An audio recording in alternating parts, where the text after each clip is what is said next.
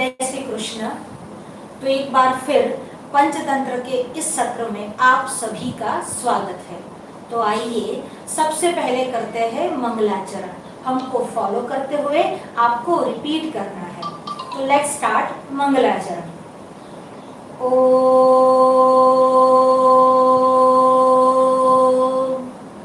नारायणं पद्मभवं वसिष्ठं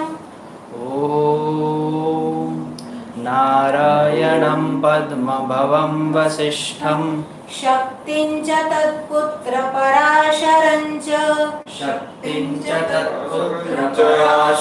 च व्यासं शुकं गौडपदं महन्तं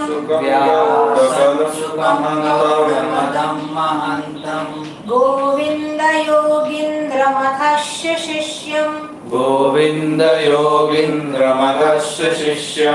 श्रीशङ्कराचार्यमथस्य पद्मपादं च हस्तामलकं च शिष्यं तं तोटकं वार्तिककारमन्यान् अस्मद्गुरुन् सन्ततमानतोऽस्मि शङ्करं शङ्कराचार्यं केशवं बादरायणं सूत्रभाष्यकृतौ वन्दे भगवन्तौ पुनः गुरुर्ब्रह्मा गुरुर्विष्णु गुरुर्देवो महेश्वर गुरुः साक्षात् परं ब्रह्म तस्मै श्री गुरवे नमः।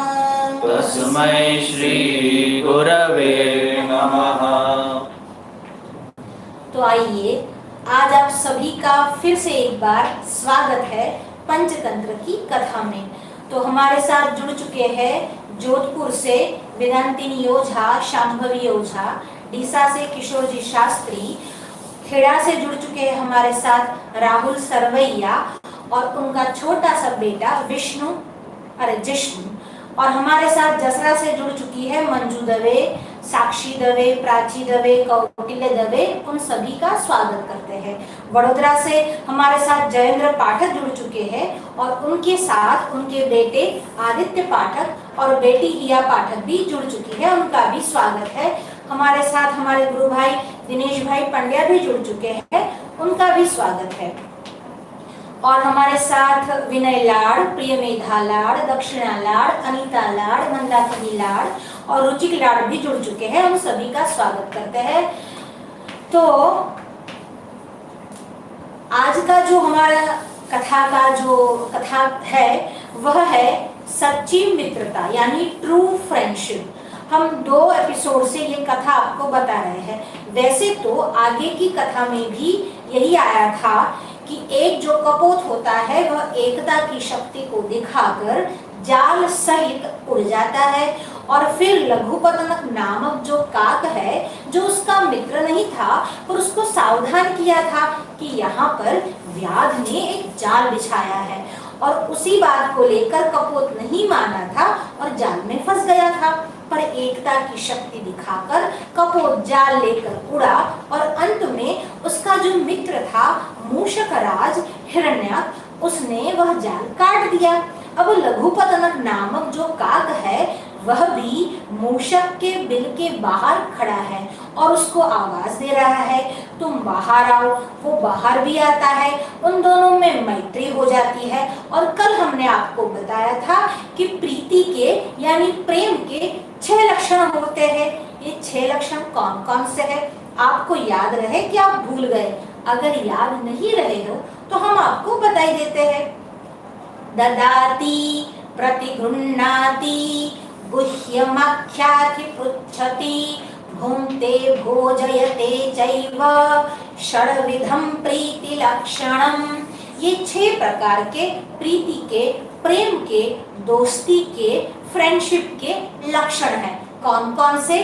ददाती यानी देना, प्रतिगृह्णाति कुछ लेना यानी जो अपना मित्र दे उसको स्वीकार करना, वह भी तो प्रेम है। ददाति, प्रतिगृह्णाति, गुह्यमाख्याति, गुह्यमाख्याति, माख्याति यानी आख्याति यानी कहना, और गुह्यम यानी सीक्रेट शेयर करना। आप भी तो अपने फ्रेंड से सीक्रेट शेयर करते होगे ना, तो कहते हैं गुह्यमाख्याति पृच्छति, न केवल कहना, पृच्छति यानी पूछना, सीक्रेट शेयर करना और पूछना, यह दोनों प्रीति के लक्षण हैं।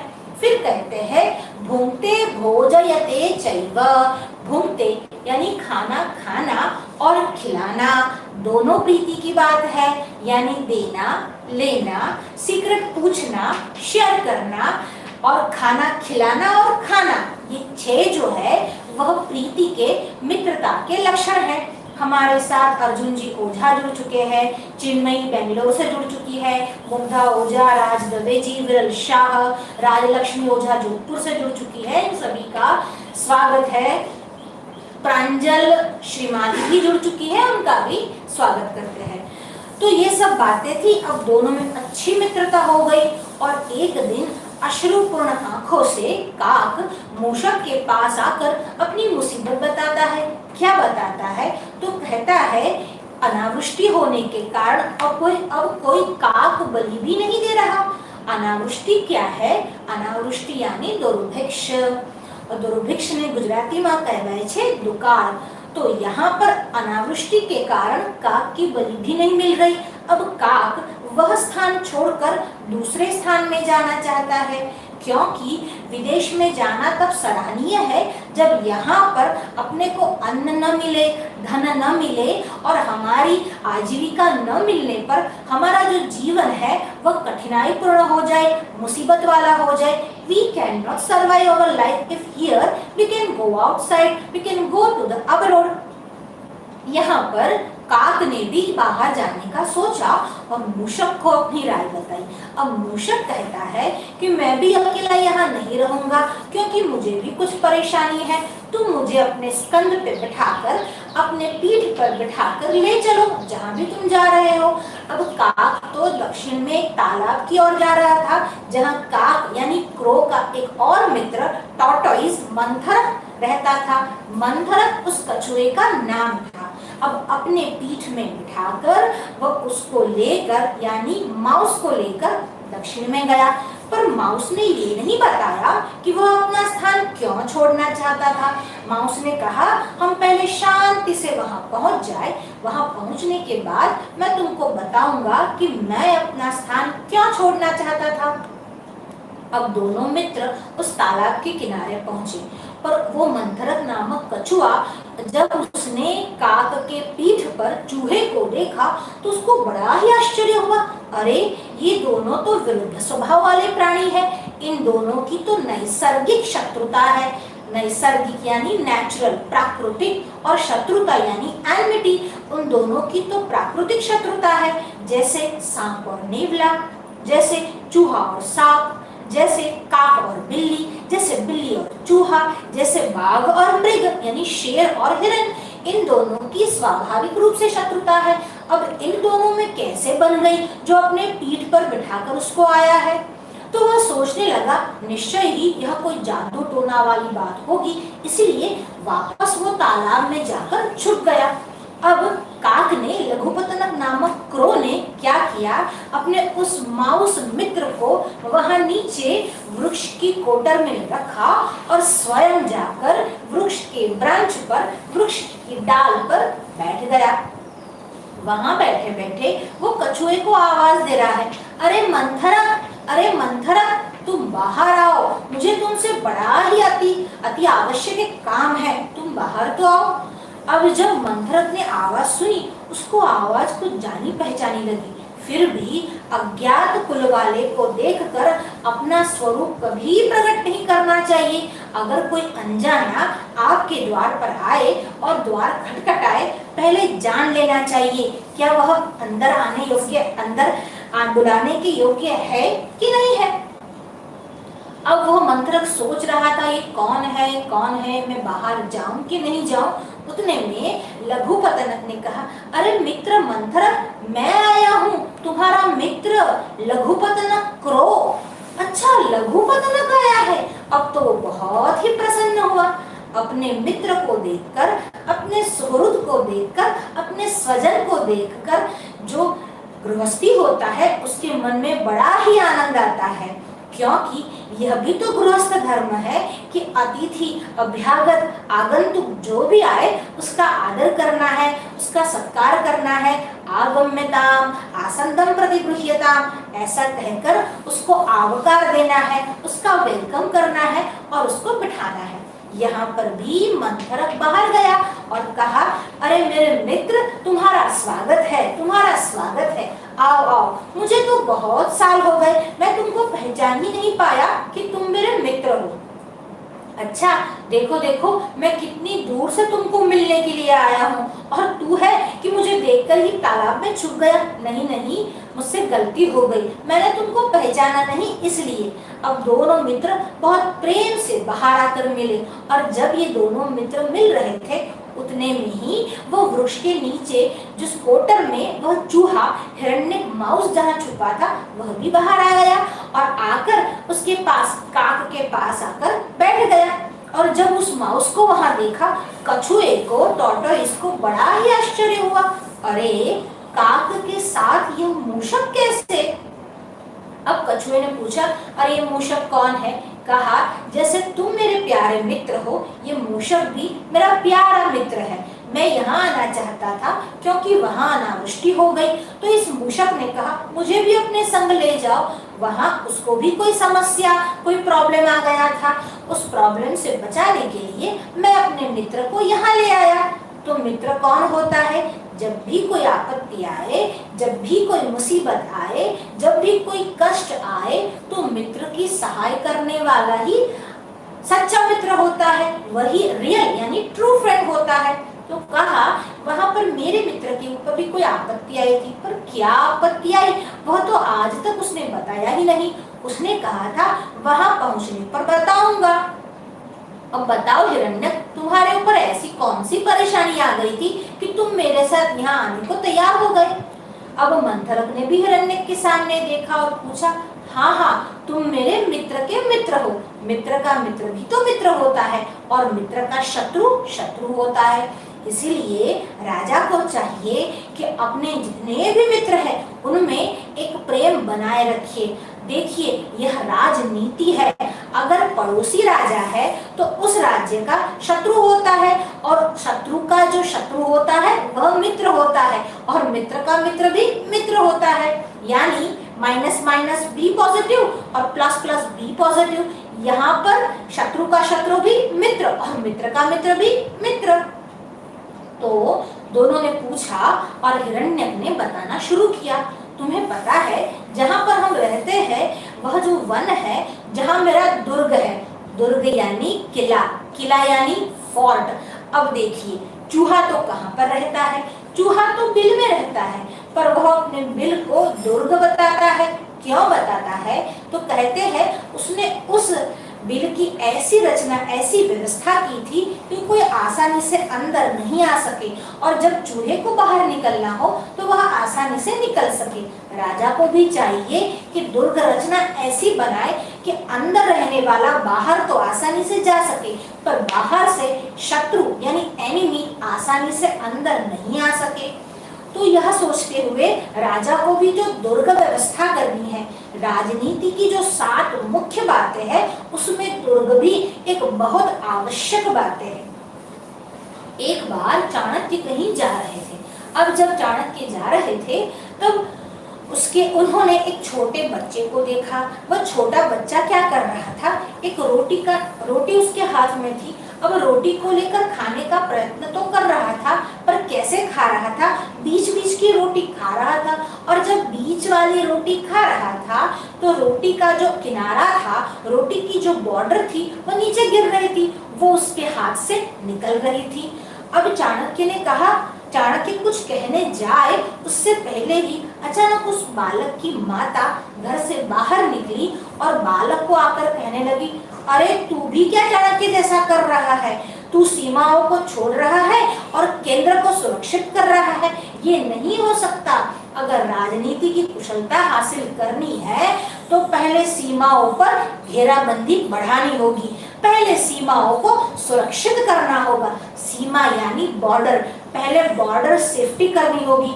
अगर कश्मीर से घुसपैठ हो रही है, अगर बांग्लादेश से घुसपैठ हो रही है, अगर श्रीलंका से घुसपैठ हो रही है, तो पहले उत्तरदायित्व ये बनता है, ड्यूटी ये बनती है कि सीमाओं को सुरक्षित किया जाए।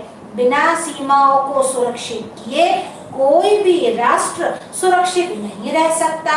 वैसे ही दुर्ग को मजबूत बनाना है। यह दुर्ग यानी किला क्या है?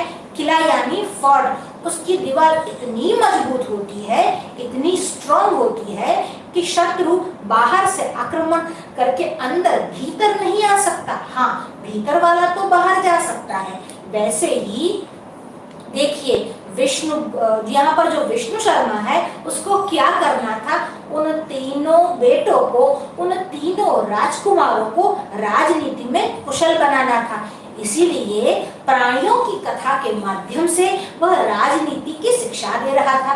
राजनीति की शिक्षा क्या है कि दुर्ग की जो व्यवस्था है, दुर्ग का जो कंस्ट्रक्शन है फोर्ट का, वो एकदम से मजबूत होना चाहिए, तभी अंदर रहने वाली प्रजा सुरक्षित रह सकती है। तो यहाँ पर भी चूहे ने दुर्ग तो बड़ा ही अच्छा बनाया था, बड़ा ही मजबूत बनाया था। उसके दुर्ग के पास, उसके दिल के पास जो नगर पड़ता था, उस नगर का नाम था महिलारोप्य। उस नगर में एक नदी के किनारे एक जो पुराना सा शिवालय था, शिवालय भी था और उसमें एक मठ भी था। अब शिवालय था और मठ था, तो मठ में रहने वाला, मठ को संभालने वाला एक व्यवस्थापक भी था। वहां पर जो परिव्राजक था उसका नाम था ताम्रचूर। यह ताम्रचूर क्या करता था, दिन भर तो भिक्षा मांगता था, फिर रात को भिक्षा में जो भी मिलता उसको खा लेता और जो प्रसादी पा लेता, उसके बाद जो भी बच जाता वह अपने ही भिक्षा पात्र में रहकर छीके बनाकर ऐसे ही छत के ऊपर लटका देता ताकि वह भिक्षा सुरक्षित रहे। अगर दूसरे दिन कुछ खाना न मिले तो उसको काम आ सके। अब देखिए, जैसे राजा के सिपाही रहते हैं, राजा के स्पाई यानी गुप्तचर रहते थे, वैसे ही इस मूषक राज हिरण्यक के बहुत सारे स्पाई यानी गुप्तचर थे। और ये गुप्तचर क्या करते हैं, तो हमारे यहाँ शास्त्रों में कहा जाता है, चार यानी जो गुप्तचर है, राजा न चार चक्षुषः, राजा जो है वह अपनी आंखों से तो देखता ही है, पर राजा जो है वह गुप्तचर की आंखों से भी देखता है। हमारे यहाँ भारवी हुए। भारवी कौन थे? बहुत बड़े पंडित थे, बहुत बड़े विद्वान थे, पर साथ में कवि भी थे। और कहते हैं भारवे अर्थ गौरवम, भारवे जो भी लिखते वह अर्थपूर्ण बातें लिखते थे। उन्हीं भारवी का एक सुंदर सा काव्य है किरातार्जुनीयम, और किरातार्जुनीयम में वह चार यानी गुप्तचर यानी स्पाई यानी जो इंटेलिजेंस राजा के वहां होती है, हमारे यहाँ भी तो आईबी होती है, ये जो इंटेलिजेंस ब्यूरो होता है उसी को कहते हैं चार विभाग, गुप्तचर विभाग। और ये गुप्तचर कैसा होना चाहिए, तो हमारे यहाँ भारवी ने बहुत सुंदर व्याख्या दी है। भारवी क्या कहते हैं, क्रियासु युक्तै नृपचार चक्षुषो न वंचनीया प्रभवोनुजीविभिः अतोर्हसि क्षन्तुम साधु साधु वा हितं मनोहारि च दुर्लभं वचः। क्रियासु युक्तै नृपचार चक्षुषः, यह जो नृप है उसका नाम, नृप यानी राजा, राजा यानी किंग। नृप चार चक्षुष होना चाहिए। नृप केवल अपनी आंख से नहीं देखता, देखिए, अगर किसी को नंबर हो, चश्मा हो, तो वह अपनी आंखों से तो देखता ही है, साथ में चश्मा भी पहनता है, तो वह चश्मे से भी देखता है। तो यह जो चार यानी जो स्पाई है, यह जो गुप्तचर है, वो राजा का चश्मा है और राजा को उस चश्मे से भी देखना है। यानी गुप्तचर राजा की फिरती हुई मोबाइल आंखें हैं। जैसे मोबाइल हर जगह पर अपना नेटवर्क पकड़कर आपको सूचना और प्रसारण करता है, वैसे गुप्तचर भी है राजा की ये अन्य प्रकार की आंखें ही समझ लो। तो कहते हैं क्रिया सुयुक्तै नृपचार चक्षुषो नवंचनीया। और ये गुप्तचर कैसे होने चाहिए? गुप्तचर बड़े ही विश्वासु होने चाहिए, गुप्तचर बड़े ही ट्रस्टवर्दी होने चाहिए। नवंचनीया प्रभवोनुजीवी भी, जो प्रभु, जो मालिक, जो उसका लॉर्ड है, जो किंग है, उसको कभी वो चीट नहीं करने चाहिए। नवंचनीय, कभी भी उनकी वंचना नहीं करनी चाहिए। इसीलिए शंतुम साधु साधुआ, अगर अच्छा भी हो और बुरा भी हो, मतलब राजा के लिए कोई अच्छी जानकारी हो, शुभ समाचार हो और बुरा समाचार हो, दोनों ही उसको देना चाहिए, उसमें जरा भी देर नहीं करनी चाहिए। जो गुप्तचर होते हैं वह चापलूस नहीं होने चाहिए, गुप्तचर होते हैं वह सत्यभाषी होने चाहिए, यानी सच बोलने वाले होने चाहिए। राजा की चापलूसी करने वाले गुप्तचर नहीं हो सकते। जो देखा है, जो सुना है, वही राजा को जो बताते हैं, वही सच्चे गुप्तचर है। और इसीलिए राजा का एक नाम चार चक्षुषा है, वो गुप्तचर की आंखों से देखता है। तो हितम मनोहारी च दुर्लभम वच, हितकारी हो यानी बेनिफिशियल हो और साथ में मनोहारी हो यानी स्वीट हो, ऐसे वचन बहुत रेयर होते हैं। आपके हितकारी वचन हो तो हो सकता है कि थोड़े कटु वचन हो, थोड़े कड़वे हो, आपको सुनने में कभी कभी भारी लगे, कभी कभी कठिन लगे, पर वो आपके लिए बेनिफिशियल होते हैं। और साथ में जो स्वीट वचन होते हैं वो कभी कभी बेनिफिशियल न भी हो, ऐसे भी हो सकते हैं। पर चक्षु चार को यानी गुप्तचर को कैसा होना चाहिए? हितकारी वचन बोलना चाहिए और साथ में मनोहारी वचन भी बोलना चाहिए। पर सबसे पहले ध्यान ये रखना है कि वह वचन राजा के हित में हो। यहाँ पर भी मूषक राज के जितने भी गुप्तचर थे सभी आए और मूषक राज को संदेशा दिया, हमारे लिए, आपके लिए बहुत अच्छा न्यूज़ है। हमने बहुत प्रयत्न किया, हमने बहुत एफर्ट लगाए, पर हम उस प्रसाद तक नहीं पहुंच सके। ताम्रचूड़ नामक जो परिव्राजक है, बहुत अच्छी अच्छी मिठाई और प्रसाद अपने भिक्षा पात्र में रहकर छीकों में लटका देता है। तो अगर आप चाहो तो वहां से कूद कर, हमने तो बहुत प्रयत्न किया, हमने बहुत कूदा, पर हम तो वहां तक नहीं पहुंच सके। पर आप हमारे राजा हो, आप अति बलवान हो और आपकी जो कूद है, आपका जो कूदना है वह भी बड़ा ऊंचा है, यू कैन हाई जंप। तो आप ऐसा करो, वहां जाकर प्रसाद ले लो और फिर हम सभी वह प्रसाद पाएंगे। मूषक को लगा बात तो बिल्कुल सही कह रहे हैं। अब मूषक राज हिरण्यक रात्रि के समय अपनी पूरी सेना को लेकर ताम्रचूड़ के वहां गया। ताम्रचूड़ यानी कौन? जो मठाधिपति था। अब ताम्रचूड़ तो सो रहा था, जैसे ही वो सो रहा था इतना सा ऊंचा वह कूदा और जितना भी प्रसाद था, जितना भी मिठाइयाँ थी, उसने वहां से चुरा ली उस भिक्षा पात्र में से और सभी अपने सेवकों में बांट दी। 1 दिन, 2 दिन, 3 दिन, फिर लोगों को तो बहुत आनंद आता, रोज रात्रि को जाते और प्रसाद चुरा कर ले आते। और वह ताम्रचूड़ भी बड़ा परेशान हो गया, क्या करता, इतना ऊंचा रखा है, फिर भी ये मूषक वहां पर कैसे पहुंच जाते हैं, जहां पर बिल्ली नहीं पहुंच सकती, जहां पर वानर भी इतना ऊंचा नहीं कूद सकता। ये ऐसा कौन सा मूषक है जो आकर कूद जाता है और पूरा प्रसाद वहीं खा जाता है। अब ये सोच रहा था, फिर उसने एक उपाय सोचा, एक विचार सोचा। उसके वहां एक फटा हुआ बांस था, बांस यानी केन, जिससे कभी कभी झूले बनते हैं, चेयर्स वगैरह बनते हैं, फर्नीचर्स बनते हैं, उसको कहते हैं बांस यानी केन। अब एक फटा हुआ बांस था, वह बांस लेकर वह रात्रि के समय क्या करता, भिक्षा पात्र को जोर जोर से बजाता। अब जब जोर जोर से बजाने की आवाज आती, आहट होती, तो वह जो मूषक था वह ऐसे ही भाग जाता, क्योंकि उसको डर लगता कहीं बांस से उसकी पिटाई न हो जाए। अब ताम्रचूड़ को बड़ा ही अच्छा उपाय मिल गया। रोज वह भिक्षा पात्र बजाता रहता और मूषक को भगाता रहता। 2 दिन 4 दिन, अब मूषक बेचारा थक गया। ये रोज ये भिक्षा पात्र बजाता है, बांस फटकारता है, अब मैं वहां नहीं जा सकता और प्रसाद नहीं ले सकता। ये ऐसे ही 3-4 दिवस चले क्या, एक बार उस परिव्राजक के वहां एक अतिथि आए। अतिथि उनके सुहृद थे। अब अतिथि को देखकर परिव्राजक बहुत प्रसन्न हुए। रात्रि को दोनों ने भोजन किया। भोजन करके जो प्रसाद बचा था पुनः परिव्राजक ने उस छीके में रख दिया और रात्रि के समय दोनों ने कुश की जो घास थी, पथारी थी, बिस्तर जो था वह बिछाया और उन्हीं पर वह दोनों सो गए।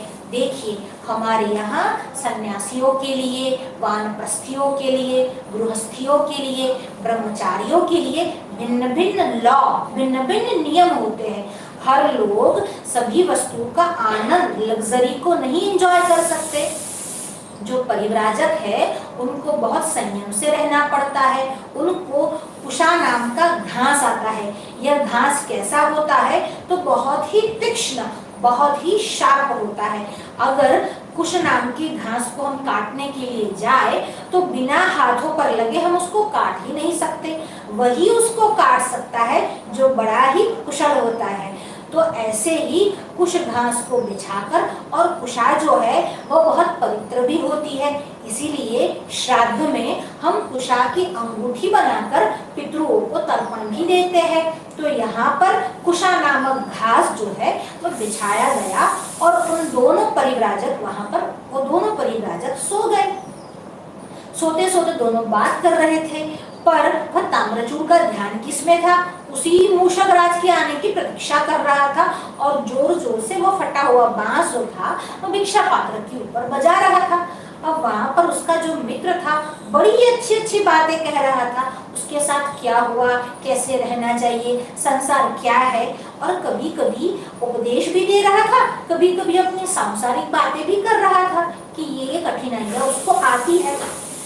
पर ताम्रचूड़ का पूरा ध्यान तो उसी बांस के अंदर था कि मूषक आएगा, प्रसाद लेकर चला जाएगा, और वो तो करता था, पर ध्यान उसका कहीं और था। अब उसके मित्र को बड़ा बुरा लगा कि मैं कब से बात बताए जा रहा हूँ और ये जो है वह बांस फटकारता रहा है, ये ना तो मेरी बात सुनता है ना ही ढंग से जवाब देता है। अब उसको गुस्सा आया और कहने लगा, तुम कैसे हो, तुम मठाधिपति क्या बन गए, तुम्हें तो इतना गर्व हो गया, तुम्हें तो इतना घमंड हो गया कि तुम यह भी भूल गए कि मैं तुम्हारा मित्र हूँ। I am your friend and after a long time I have come to you, even though you are ignoring me, you are not listening me. तुम मुझे सुनते तक नहीं, मेरी बात को लगातार कंटिन्यूअस इग्नोर किए जा रहे हो, तुम ऐसे कैसे कर सकते हो। अब मुझे लगता है कि मठ का अन्न खाने के बाद सबकी यही गति होती है। वैसे भी कोई पाप करने की आवश्यकता ही नहीं, आप एक बार मठाधिपति बन जाओ, अपने आप पाप होने ही लगेंगे, और ये पाप और दूसरों का अन्न खाने की जो वृत्ति आ जाएगी, आप ऐसे नरक में जाओगे कि उससे बाहर नहीं आ पाओगे। तुमने भी अपने नरक का रास्ता जो है वह खोज लिया है, वह ढूंढ लिया है। क्यों? क्योंकि यहाँ पर मठ में रहकर तुम कुछ न कुछ गड़बड़ जरूर करोगे। लोगों का जो भी दान आएगा उसको तुम चट कर जाओगे, और इसीलिए अगर हराम का खाओगे तो बुद्धि और मन भी वैसा ही होगा, और जब मन और बुद्धि बिगड़ जाएगी तब तुम अपने मित्र की भी बात नहीं सुनोगे। देखो तुम कितने उच्छृंखल हो गए हो, देखो तुम कितने गर्व वाले घमंडी हो गए हो, मेरी बात तक नहीं सुनते। जब इस मित्र ने इतना सब कुछ कह दिया तब ताम्रचूड़ ने कहा, नहीं नहीं मित्र, मैं बिल्कुल तुम्हें प्रेम करता हूँ, मेरा ध्यान तुम्हारी बातों में है, पर क्या कहूँ, ये एक मूषक है, अपनी टोली सहित आता है और हमारी प्रसाद सब छीन के ले जाता है। मैं प्रसाद की रक्षा के लिए मैं भिक्षा पात्र बजाता हूँ, इसीलिए मेरा ध्यान उस फटे हुए बांस को बजाने में था। अरे कौन? मूषक? मूषक क्या इतना ऊपर कूद सकता है? अरे हाँ, पता नहीं ये कैसा मूषक है। हिरण्यक नाम का एक मूषक है और इतना ऊपर वह कूदता है और प्रसाद छीनकर ले जाता है। अब जो मित्र ने उसको बात कही वो सुनने लायक है। उस मित्र ने कहा, तुम मानो कि न मानो, उस मूषक के बिल के नीचे बहुत सारा धन छुपा होगा और धन के ऊपर जो रहता है वही इतना खुल सकता है, क्योंकि धन का नशा ही ऐसा होता है। धन के नशे में मनुष्य भूल जाता है सच्चा क्या है, झूठ क्या है, गलत क्या है, सही क्या है, और इसी धन के नशे के कारण इतना कूद पाता है। अगर एक बार जाकर अगर तुम वह धन निकाल लो, फिर चूहा कूद नहीं पाएगा। अरे तुम क्या बात करते हो? तुम ये सब कैसे जानते हो? बस मैं जानता हूँ, ये धन का ही नशा है। धन एक बार किसी के पास आ जाता है और वह भी अगर अनीति का धन हो तो इंसान सही बुरे की पहचान तक भूल जाता है। तुमको जाकर वह धन जो है वह निकाल लेना है। हम उस मूषक को ऐसा पाठ पढ़ाएंगे, ऐसा सबक सिखाएंगे कि दूसरी बार प्रसाद लेने की हिम्मत नहीं करेगा। अरे ऐसा कैसा पाठ पढ़ाएंगे? तो कहते हैं हम एक उपाय करते हैं। उन सभी, तुमने उसके घर को देखा है? हाँ, मुझे थोड़ा बहुत अंदाजा है कि वो कहाँ रहता है। वहाँ चलेंगे और वहाँ जैसे ही जाएंगे उसकी जितनी सेना होगी उसको भी मारेंगे और फिर वह धन वहाँ से निकाल देंगे। कहा ठीक है, हम ऐसा ही करेंगे। अब मूषक वहां तो आया था और मूषक ने इन दोनों मित्रों की बातों को भी सुना था। अब मूषक सावधान हो गया कि ये लोग आए, हम सबको मारे, खून खराबा हो, उससे पहले ही सभी स्वजन को लेकर दुर्ग खाली कर देना चाहिए। क्योंकि अगर आपकी हिम्मत है तो दुर्ग में रहकर भी आप बड़े शत्रु से लड़ाई कर सकते हो, पर आप जब जान जाओ कि शत्रु बड़ा ही बली है, बड़ा ही सामर्थ्यवान है, बहुत पावरफुल और स्ट्रांग है, तब उससे लड़ाई नहीं करनी चाहिए। उससे तो पहले ही भाग जाने में बुद्धिमता है। अब यह मूषक घर पर गया, सभी स्वजनों को एकत्रित किया, इकट्ठा किया और सबको बुलाकर कहा, देखो कल वह ताम्रचूड़ आएगा और वह साथ में बहुत सारे साधन भी लेकर आएगा। पूरा हमारा जो बिल है वह खोद देगा और बिल खोदने के बाद हमको भी वो मार सकता है और हमें मारने के बाद जो धन है वह भी निकाल लेगा। अभी हमें धन की परवाह नहीं करनी है, हमें तो केवल अपने प्राणों की रक्षा करनी है। प्राण रक्षा से बढ़कर और कुछ नहीं होता। तो आओ हम चलते हैं और अपने प्राणों की रक्षा कर लेते हैं, हम पहले से ही भाग जाते हैं। ये सब समझाया और बहुत सारे चूहे उस मूषक राज के साथ ही हो दिए। कुछ चूहे ऐसे थे, थोड़े आलसी लोग भी तो होते हैं, अरे जब आएगा तब देखा जाएगा, अभी से भागकर क्या करना है, ये सोचकर कुछ चूहे तो वहीं रह गए। पर बहुत सारे जो चूहे थे, अधिकांश चूहे जो थे वह मूषक राज हिरण्यक के साथ हो दिए। अब ये सब सवारी लेकर जब जा रहे थे, अब देखो जब प्रारब्ध खराब होता है तो ऊंट पर बैठे हुए इंसान को भी कुत्ता काट जाता है। तो यहाँ पर मूषक अपनी सेना के सहित भाग रहा था और सामने से बिलाव यानी बिल्लियों की एक टोली आ गई। अब बिल्लियों की टोली को देखा, कुछ मूषक यानी माउस को खा गए और कुछ मूषक ऐसे ही दुम दबाकर भाग गए, पर वो हिरण्यक भी वहां से बचकर भाग निकला। वापस अपने बिल में आया और सोचने लगा क्या करूं। एक तरफ वह ताम्रचूड़ है और दूसरी तरफ ये बिलाव है, मैं यहाँ से बचकर जाऊं तो जाऊं भी कहाँ, और धन तो जाना निश्चित है, पर सबसे पहले आवश्यक है, सबसे पहले जरूरी है कि मैं अपनी प्राण की रक्षा करूं। अगर प्राण बच गए तो धन तो वापस भी आ सकता है। अब दूसरे दिन ताम्रचूड़ भी आया, साथ में वह मित्र भी आया और सब साधन लेकर आए और पूरे बिल को खोद डाला और उसके नीचे जो धन था वह भी ले लिया और कुछ मूषक जो बिल में छुपकर बैठे थे उन माउस को भी मार दिया। अब ताम्रचूड़ धन लेकर चला गया। धन लेकर चला लेने के बाद एक गठरी बांध दी और उस गठरी को अपने बिस्तर के नीचे छुपा दिया। अब उसी पर सो गया। अब वो चूहा सोचने लगा, आज पूरे दिन ऐसे ही बीता, कुछ खाना हाथ में नहीं आया, चलो आज मैं वहां जाता हूँ और वो प्रसाद लेने का प्रयत्न करता हूँ। अब चूहा वहां पर गया, देखा तो दोनों मित्र शांति से सो रहे थे। अब मित्र ने ताम्रचूड़ को समझा और उसने वापस वह बांस बजाना शुरू किया। पर जब वह बांस बजाना शुरू किया, उसके मित्र ने कहा, तुम मूर्ख हो, तुम्हें क्या मेरे पर विश्वास नहीं है? तुम देखते जाओ, आज वह चूहा नहीं कूद पाएगा। अब ताम्रचूड़ को लगा, चलो मित्र की बात पर भी तो विश्वास करके देखा जाए। ताम्रचूड़ ने बांस बजाना बंद कर दिया और शांति से पुनः अपनी पथारी में बिस्तर में जाकर सो गया और देख रहा था कि वह मूषक क्या कर रहा था। मूषक वहां पर आया और एकदम से उछला पर अब वो इतना नहीं कूद पाया जितना रोज कूदता था, क्योंकि अब वह धन पर नहीं था। जब तक आपके पास धन है आप बहुत उछल कूद कर सकते हैं, पर धन विहीन कुछ नहीं कर सकते। धन विहीन आपको कोई नहीं पूछता, क्योंकि धन के लिए ही सब आपके मित्र बने हुए होते हैं। धन के कारण ही लोग आपके पास आते हैं, मीठा मीठा बोलते हैं, अरे सेठ आया छे। पर धन चला जाए फिर न तो वह सेठ रहता है, ना ही उस मनुष्य को कोई पूछता भी है। अब चूहे की भी यही हालत हुई, कोई उसे पूछता भी नहीं था और ना ही धन के कारण जो उसकी अकड़ थी वह बची थी। स्वजन से विहीन हो गया था, धन भी चला गया था। इस बार वह इतना नहीं कूद पाया कि प्रसाद के छीके तक पहुंच सके। और जब ताम्रचूड़ ने यह देखा तब वह एकदम से निश्चिंत हो गया।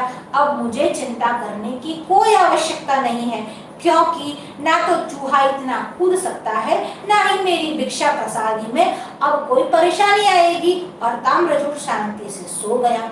अब मूषक को लगा, मैंने ये प्रसाद खाना भी, अब मेरे नसीब में ये प्रसाद खाना भी नहीं है, मेरे पास धन भी नहीं है, मेरे स्वजन भी नहीं है, अब मैं क्या करूं? वह कुछ न कुछ उपाय सोच रहा था और उसने सोचा, कुछ भी करके अगर धन की गठरी को ताम्रचूड़ के पास से छीन लिया जाए, चुरा लिया जाए, तो मेरी सारी परेशानी हल हो सकती है। अब उस मूषक ने ताम्रचूड़ से गठरी चुराई कि नहीं चुराई, वह हम देखेंगे अगले के सत्र में। आज सत्र को यहीं विराम देते हैं। आप ऐसे ही हमारे साथ बने रहे। हम सोमवार को आपसे फिर से मिलेंगे। देखिए हमारे साथ आईपी आर्या जुड़े हुए हैं, हमारे साथ मेहुल जी दवे जुड़े हुए हैं, हितेंद्र जी ओझा जुड़े हुए हैं, उनके साथ उनके बेटे हार्दिक भी है और बेटी भी है, शैलेश सरवैया जुड़े हुए हैं, हिमांशु जी पंड्या जुड़े हुए हैं, हमारे साथ और गौतम जी दवे भी जुड़े हुए हैं, उनका भी हम स्वागत धन्यवाद करते हैं। हमारे साथ और भी लोग जुड़े हुए हैं, नाम धीरे धीरे आ रहे हैं, हम आपको बता रहे हैं। गोलू सिंह जी जुड़े हुए हैं हमारे साथ, महामंडलेश्वर जानकी दास जी जुड़े हुए हैं, हम उनका भी स्वागत करते हैं, धन्यवाद करते हैं कि आप जैसे लोग भी हमारे साथ जोड़कर हमारा उत्साहवर्धन कर रहे हैं। बुरी धन्यवाद है आपका। हमारे साथ रसिक जी दवे जूनागढ़ से जुड़े हुए हैं, रसिक दादा, उनका भी हम स्वागत धन्यवाद करते हैं। हमारे साथ प्रथम पटेल वडोदरा से जुड़े हुए हैं, ये हमारे नित्य दर्शक हैं, हम उनका भी स्वागत करते हैं। हमारे साथ धर्मेंद्र जी उपाध्याय जुड़े हुए हैं, उनका भी स्वागत करते हैं, धन्यवाद करते हैं। बांसवाड़ा से वो हमारे साथ जुड़े हुए हैं। और भी हमारे मित्र हैं, और माधुरी जी पंड्या जो रोज हमारे यह प्रोग्राम देखकर हमारा उत्साह वर्धन करती है, उनका भूरी धन्यवाद है। हमारे साथ भूमिका चौधरी भी जुड़ी हुई है, उनका भी हम स्वागत करते हैं, धन्यवाद करते हैं। ऐसे ही आप हमारे साथ बने रहिए। अगर आपके मन में कोई प्रश्न हो। राज जी दवे, आज वट सावित्री के अवसर पर भी प्रकाश डाले, यह अपेक्षित है। बिल्कुल। आज वट सावित्री का व्रत है। यह व्रत ज्येष्ठ शुक्ल पूर्णिमा के दिवस आता है और यह हमारी भारतीय परंपरा में नारी का महत्व क्या है और स्त्री के पातिव्रत धर्म का क्या महत्व है, यह बताता है। इस व्रत में देखिए प्रायः सभी कथा से तो परिचित ही होंगे, पर फिर भी हम बहुत संक्षिप्त में आपको कथा बताई देते हैं। सावित्री और सत्यवान यह दोनों पति पत्नी है। सावित्री सूर्य की शक्ति है और सावित्री यहाँ पर राजा की पुत्री है जिसका विवाह सत्यवान के साथ होना है। अब जब विवाह होना था तभी नारद जी ने उनको यह समाचार दिए कि सत्यवान की जो आयु है वह केवल 1 वर्ष की है। पर जब सावित्री ने मन में ठान लिया कि मैं सत्यवान के साथ ही विवाह करूंगी, मन में एक बार भी पुरुष के विषय में यह विचार कर लिया कि यह मेरा पति है, फिर दूसरा भी कोई पुरुष भारतीय स्त्री के दिमाग में नहीं आ सकता। यह सोचकर सत्यवान के साथ विवाह किया। हालांकि सावित्री जानती थी सत्यवान की आयु केवल 1 वर्ष की थी।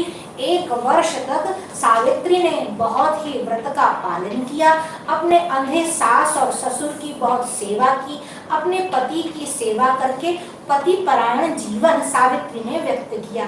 सभी भारतीय नारी के लिए सावित्री जो है वह आदर्श है, सीता जो है वह आदर्श है, अनुसुया जो है वह आदर्श है, शांडिलिनी जो है वह आदर्श है।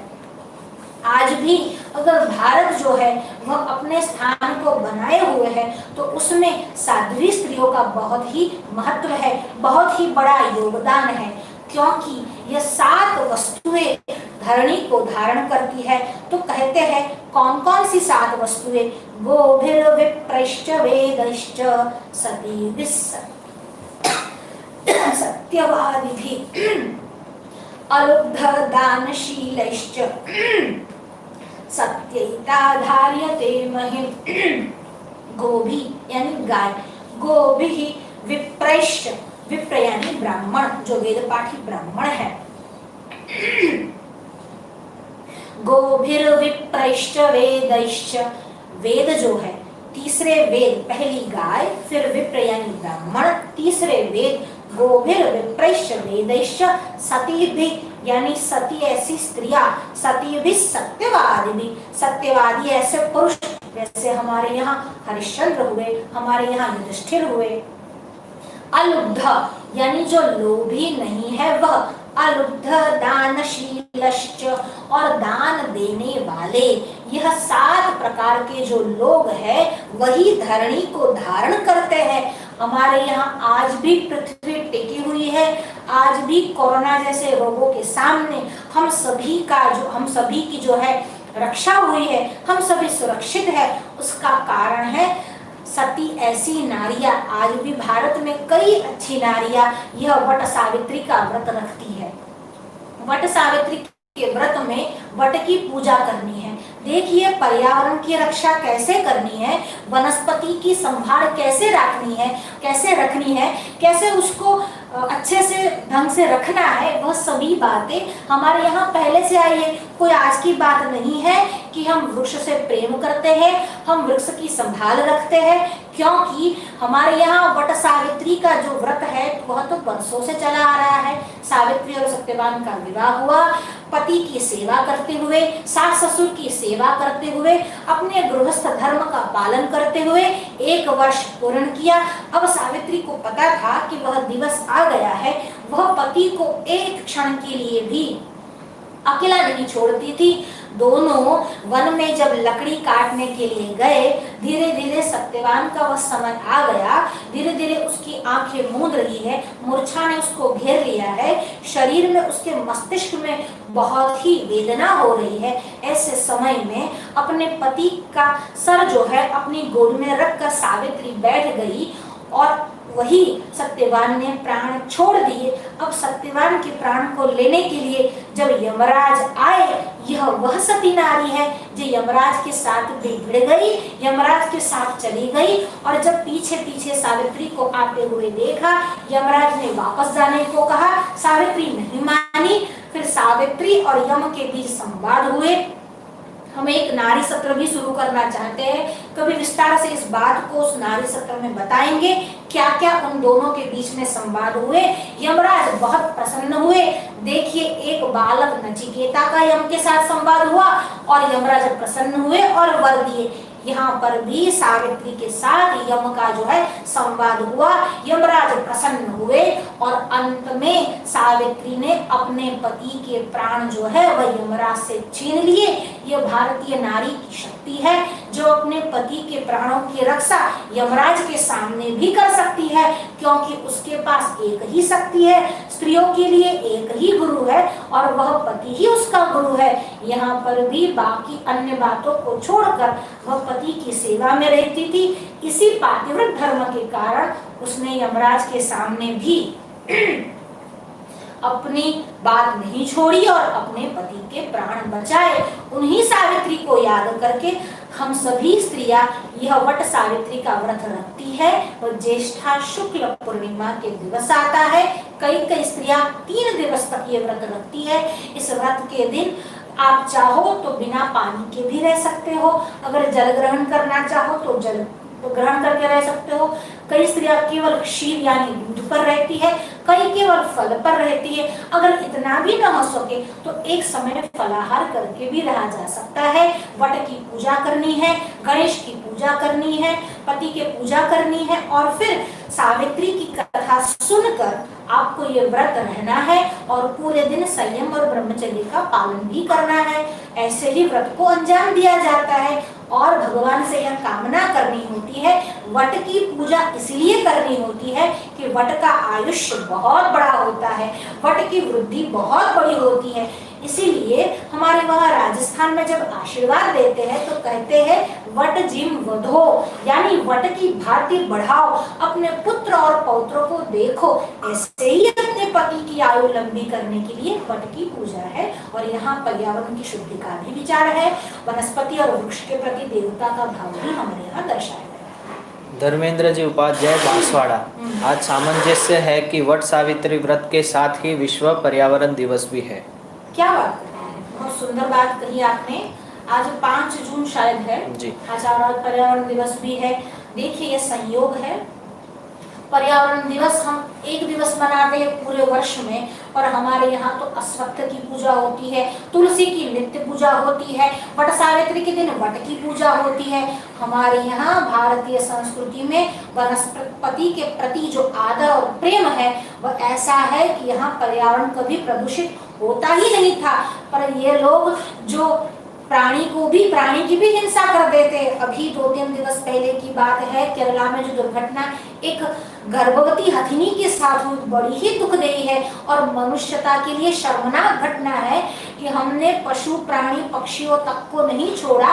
वनस्पति की बात तो आप भूल ही जाओ, सैकड़ों वृक्ष को ऐसे ही काट देते हैं। अरे राम जी को मिलने के लिए भरत जी गए, तब एक वृक्ष जब राजमार्ग बनाने के लिए वृक्ष काटा गया तो एक वृक्ष के सामने 10 वृक्ष नए उगाए गए, फिर एक वृक्ष को काटा। ऐसी भरत की भावना थी और आज विकास के नाम पर केवल निकंदन ही निकंदन हो रहा है। शकुंतला का स्वभाव कैसा था? पातुम न पिबती, पहले जल वनस्पति को जल पिलाती थी, फिर वह पानी पीती थी। अब शकुंतला के देश में, भरत के देश में, सावित्री के देश में वृक्षों की, वनस्पतियों की, प्राणियों की, पक्षियों की निर्मम हत्या हो रही है। वो बड़ा ही निंदनीय है। राज जी दवे, आज कबीर जयंती है। समाज में कबीर पंथ भी प्रभावी है। कबीर कभी आत्मलक्षी बोलते हैं और कभी मूर्ति पूजा और परंपरा का विरोध करते नजर आते हैं। कृपया कबीर के विषय में कुछ कहें।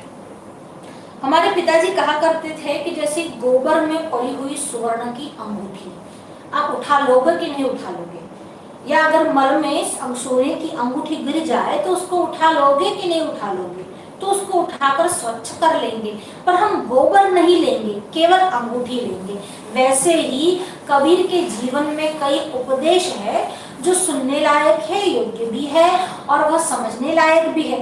केवल उन उपदेश का ग्रहण करके हमको भी राजहंस की भांति क्षीर नीर न्याय करके सद उपदेश का ग्रहण करना है। पर उनकी जो यह हमारे सनातन धर्म के खिलाफ की मानसिकता है, जो मूर्ति पूजा का विरोध है, वर्णाश्रम का विरोध है, उन बातों को हमको उसी गोबर की भांति फेंक देनी है, छोड़ देनी है। तो कबीर की जो सदुपदेश है उसको लेना ही है। कबीर भक्त थे, उसमें कोई मीन में वाली बात नहीं, कोई दो राय नहीं, पर उनके सदुपदेश को ग्रहण किया जाए। तो हम आज यहीं पर हमारे सत्र को विराम देते हैं। कल अगर युवा सत्र हुआ तो हम आपसे फिर एक बार मिलेंगे, नहीं तो सीधे हम सोमवार को आपसे मिलेंगे बालकों के सत्र में सच्ची मित्रता के साथ आगे की जो कथा है उसका अनुसंधान करेंगे। तब तक आप सभी से विदा चाहते हैं। धन्यवाद। जय श्री कृष्ण।